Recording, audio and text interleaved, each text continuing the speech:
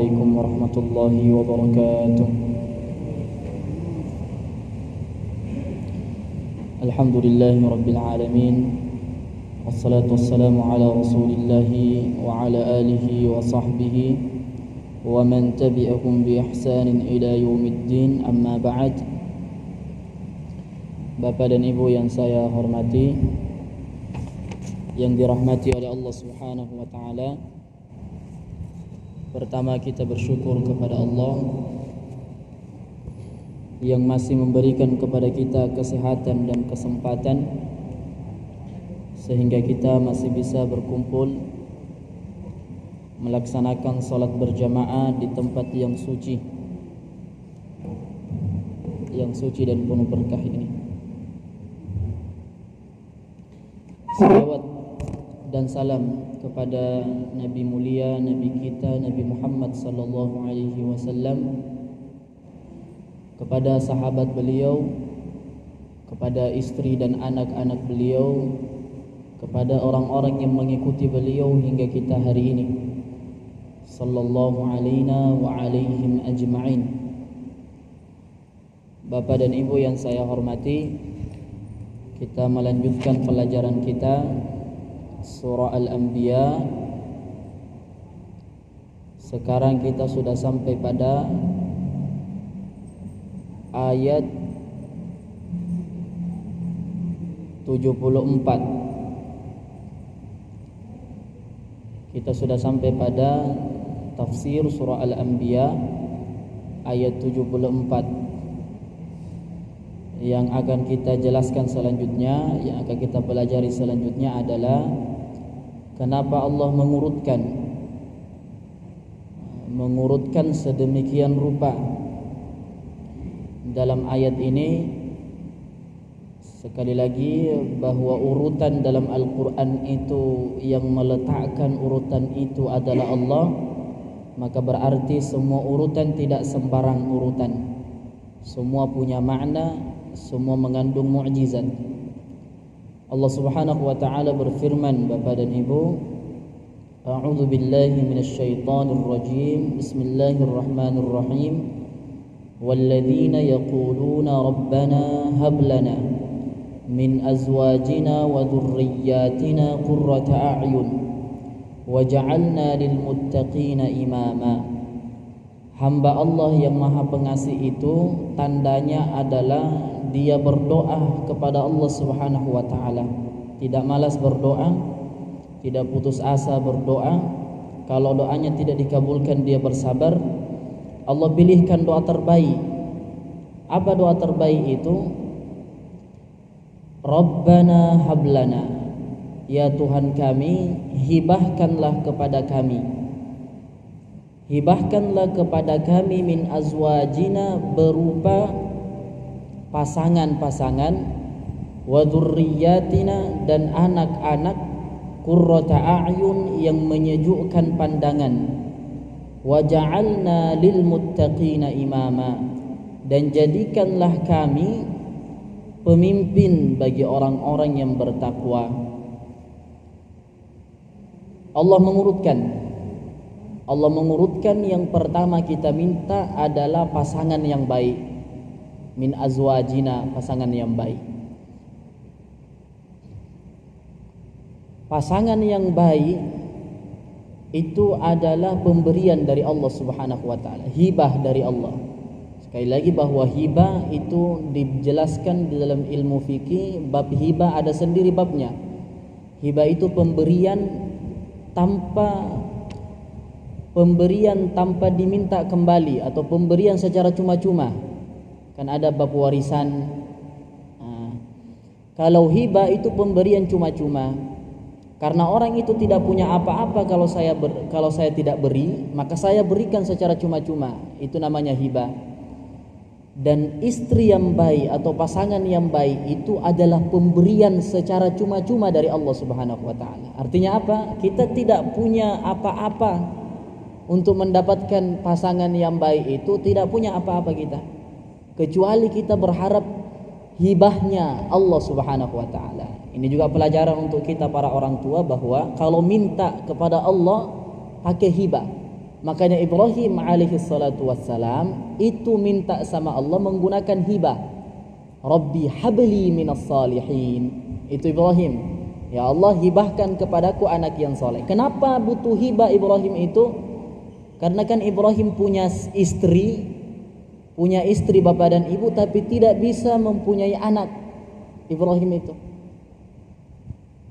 Ibrahim punya istri tapi tidak mempunyai anak.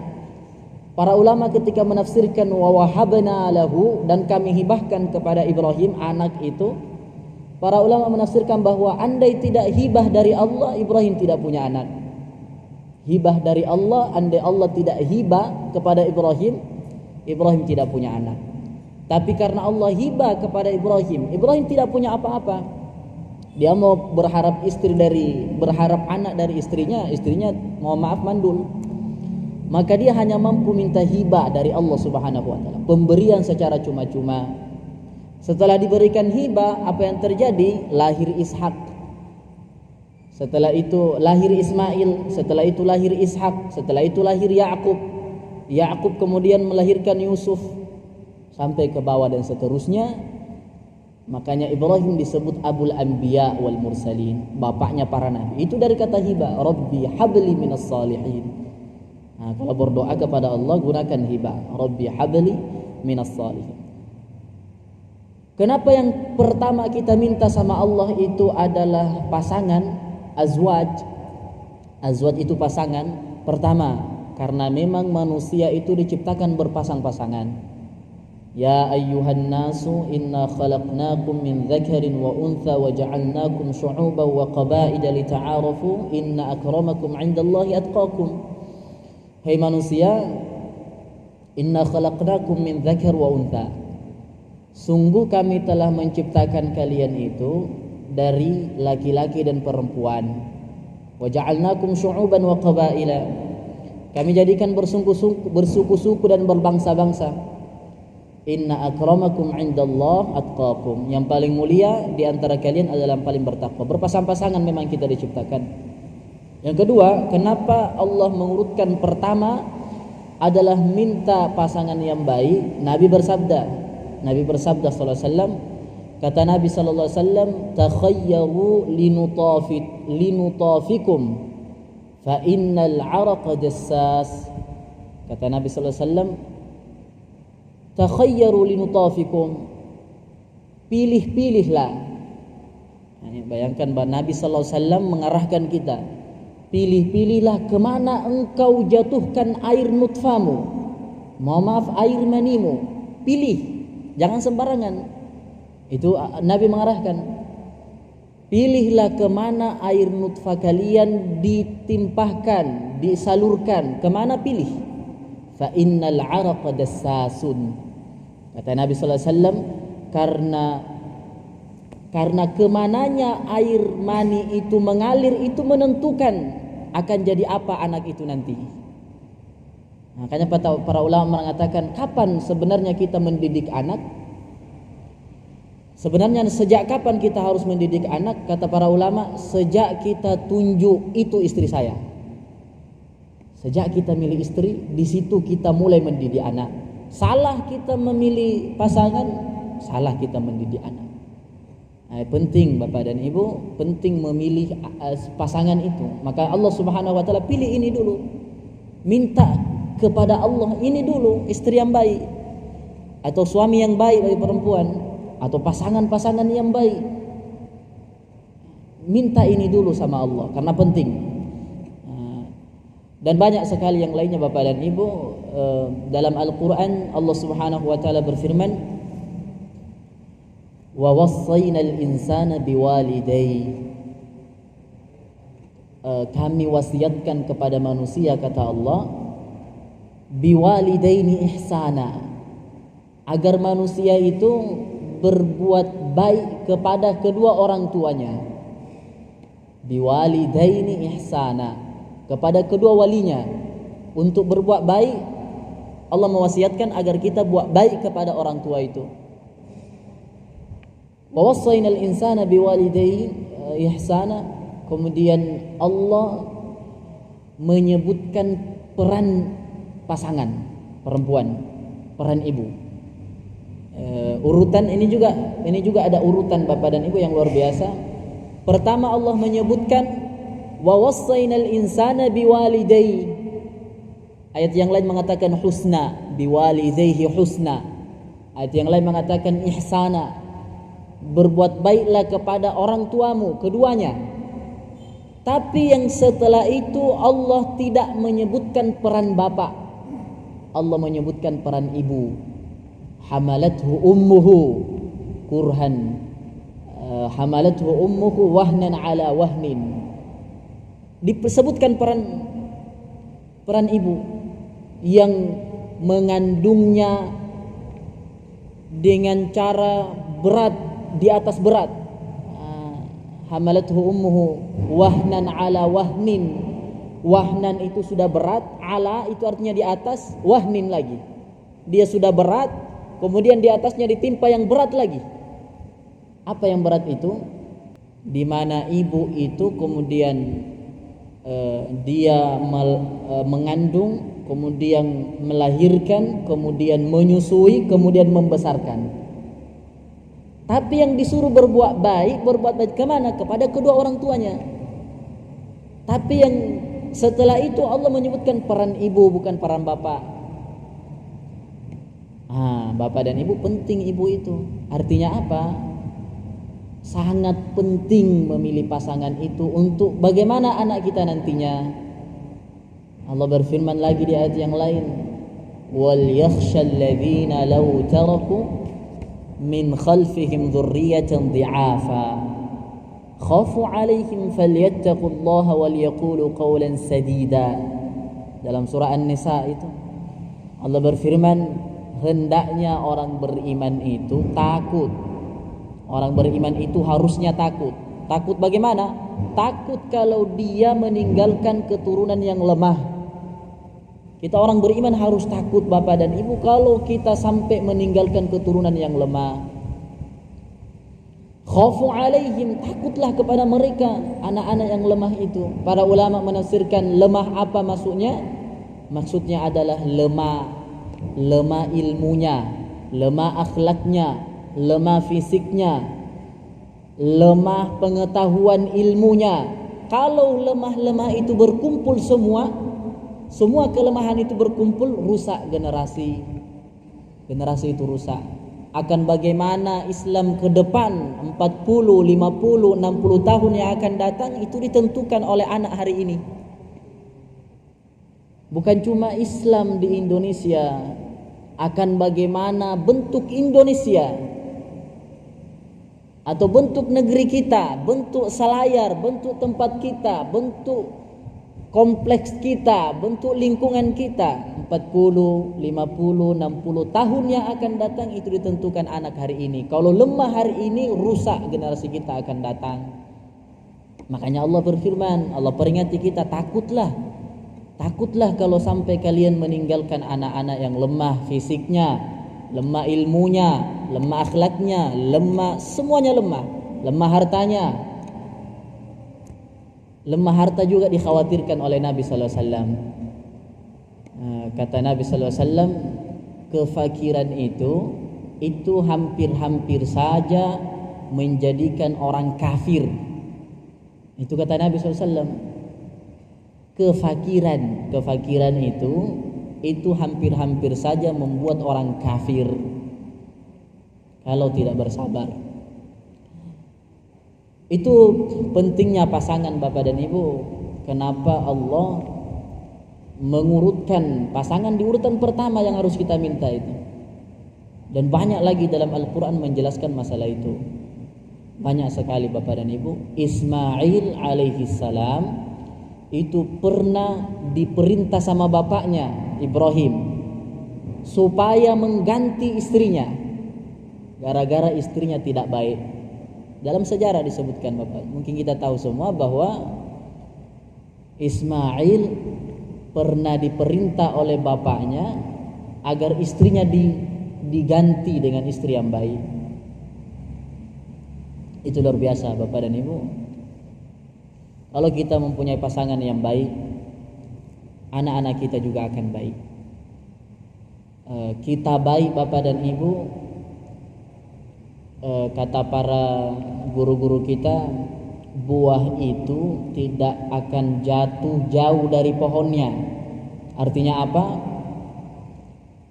Memang tidak selamanya anak kiai itu menghasilkan kiai. Memang tidak selamanya ulama itu menghasilkan ulama. Tapi peran keulamaan orang untuk menghasilkan anak yang baik itu penting. Karena anak akan mencontoh bapaknya, mencontoh orang tuanya. Sekali lagi, banyak ayat Quran ketika ditanya kenapa nyembah berhala, dia akan menjawab bahwa kami menyembah berhala itu karena bapak kami menyembah berhala. Penting orang tua itu. Nabi bersabda sallallahu alaihi wasallam, kullu mauludin yuladu 'alal fitrah. Semua orang yang lahir dalam keadaan fitrah. Lahir dalam keadaan fitrah maksudnya suci. Suci artinya bertuhankan Allah, tidak tercampur dengan agama yang lain. Lahir dalam keadaan fitrah. Karena orang sebelum lahir Bapak dan Ibu itu ditanya sama Allah, alastu birabbikum, bukankah aku Tuhanmu? Qalu bala, kita menjawab ya engkau Tuhanku ya Allah. Baru kita lahir, maka kita akan mencari Tuhan. Orang kalau sudah sampai pada usia dewasa Bapak dan Ibu, usia bisa berpikir, itu otomatis pasti dia akan mencari Tuhannya. Pasti dia akan terdetik dalam hatinya, saya punya Tuhan. Saya punya Tuhan. Kenapa? Karena kalimat punya Tuhan itu, aku Tuhanmu, sebelum lahir itu terngiang dalam hati. Pasti orang itu kalau sudah besar pasti akan berpikir saya punya Tuhan. Makanya orang tua dulu Bapak dan Ibu, karena dia tidak punya petunjuk, itu terkadang menyembah batu, terkadang menyembah pohon. Kenapa? Perasaan ada Tuhan itu ada, Pak. Perasaan bahwa kita punya Tuhan tidak lahir secara cuma-cuma, kita punya Tuhan pasti ada itu perasaan. Makanya 4 orang Bapak dan Ibu sebelum kenabian, 4 orang yang masih mencari Tuhannya, dia tidak menyembah berhala. Sampai 4 orang itu Bapak dan Ibu putus asa, dia kembali ke Mekah, dia ikat ontanya, kemudian sujud di depan ontanya. Sujud di depan ontanya kemudian berkata, wahai Tuhan, kami tahu engkau ada, tapi kami tidak tahu harus menyembah kemana. Orang itu punya perasaan punya Tuhan Bapak dan Ibu. Mau tidak mau pasti ada rasa kita nih punya Tuhan. Cuma tidak tahu kemana harus menyembah. Dalam keadaan seperti itu datang Nabi Muhammad mengarahkan, Tuhan kamu bukan patung, Tuhan kamu bukan onta, Tuhan kamu bukan pohon, bukan batu, Tuhan kamu Allah. Orang pasti punya Tuhan Bapak dan Ibu. Maka orang kalau begitu, makanya kata Nabi SAW, semua orang lahir dalam keadaan fitrah, pasti fitrahnya mencari Tuhan, punya Tuhan. Tidak mungkin kita tidak punya perasaan, tidak punya Tuhan Bapak dan Ibu. Semua kita pasti punya perasaan, saya punya Tuhan. Maka dicari Tuhan itu. Kemudian kata Nabi SAW, fa'abawahu. Abawahu, ab itu bapak dan Ibu. Tapi diterjemahkan ibu bapak. Abawah itu dari kata bapak. Artinya apa? Bapak peran penting. Bapak berperan penting bagaimana anak menjadi apa. Bapak itu Bapak dan Bapak juga penting. Kata Nabi, fa abawahu yuhawidanihi au yunassiranihi au yumajjisani. Nanti orang tuanya lah yang akan menjadikan anaknya tadi yang masih fitrah itu menjadi Nasrani, menjadi Yahudi atau menjadi Majusi. Orang tuanya, bukan tetangganya. Orang tuanya penting, makanya diurutkan urutan pertama itu memilih pasangan itu Bapak dan Ibu. Dan banyak lagi para ulama panjang membahas Bapak dan Ibu, kita singkat saja. Kemudian yang kedua, urutan yang kedua, Allah Subhanahu wa taala berfirman wa dzurriyyatina, baru kita minta anak yang baik, keturunan yang baik. Setelah minta pasangan yang baik, baru minta keturunan yang baik. Apa artinya? Pasangan yang baik berperan penting untuk mendapatkan keturunan yang baik. Punya keturunan yang baik harus punya pasangan yang baik. Nah, makanya diurutkan, urutan kedua adalah anak-anak yang baik. Banyak sekali hadis dalam Al-Qur'an. Allah Subhanahu wa taala berfirman dalam hadis Rasulullah sallallahu alaihi wasallam bersabda, banyak sekali tentang anak-anak yang baik. Kita minta kepada Allah, minta hibah dari Allah Subhanahu wa taala agar Allah menghibahkan kita keturunan yang baik. Nabi sallallahu alaihi wasallam bersabda, "Idza mata ibnu Adam, inqata'a anhu amaluhu illa min thalath." Kalau manusia itu meninggal, anak cucu Adam itu meninggal, maka terputuslah semua amalnya. Anak itu meninggal, anak cucu Adam itu meninggal, artinya kita semua meninggal, para orang tua ini. Semua amalnya terputus. Makna terputus amalnya, dia mau sholat tidak bisa sholat lagi. Kenapa? Sudah mati. Karena sudah meninggal.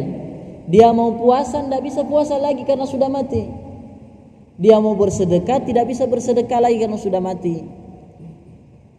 Tapi Nabi mengecualikan illa kecuali min thalath asya. Hadis yang lain illa min thalath, kecuali 3 perkara. Apa yang 3 itu? Di antara yang 3 itu Bapak dan Ibu adalah, kita tahu bersama hadisnya, Rasulullah bersabda, waladun salih yad'ula, anak yang soleh yang akan mendoakan bapak ibunya. Anak yang soleh yang akan mendoakan bapak ibunya. Para ulama menafsirkan hadis Nabi waladun salih yad'ula, mendoakan bapaknya itu menggunakan fi'il mudhari. Fi'il mudhari itu kata kerja sekarang dan akan datang. Ada fi'il madhi, kata kerja yang sudah berlalu. Ada fi'il mudhari, kata kerja sekarang atau yang akan datang. Ada fi'il amr, kata perintah dalam bahasa Arab itu. Rasul menggunakan kata yang sekarang dan akan datang. Yad'ula, anak yang soleh yang akan mendoakan bapaknya. Apa maknanya? Kita kalau punya anak yang soleh bapak dan ibu, anak yang soleh itu belum berdoa. Dia belum berdoa sama Allah Subhanahu wa taala. Anak yang soleh, kalau kita punya anak yang soleh, dia berbuat baik saja, belum berdoa untuk kita, berbuat baik saja. Dia bersedekah, dia sholat, dia puasa, berbuat baik saja. Pahala perbuatan baik itu mengalir ke kita yang sudah meninggal. Itu penting mendapatkan anak yang soleh, penting meninggalkan anak yang soleh.